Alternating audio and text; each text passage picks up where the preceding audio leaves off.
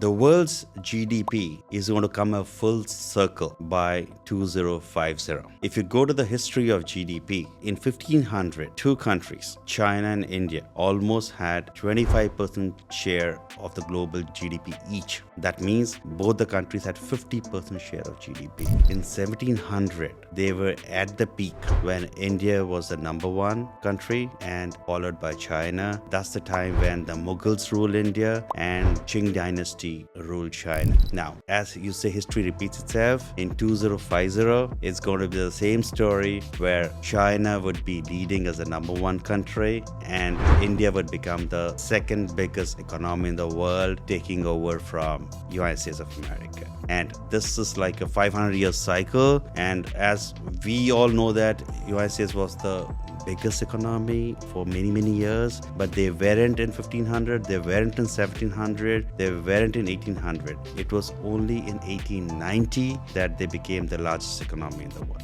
The best way to predict the future is to go back to history. And this is a classic example, or this is a great example of how history repeats itself.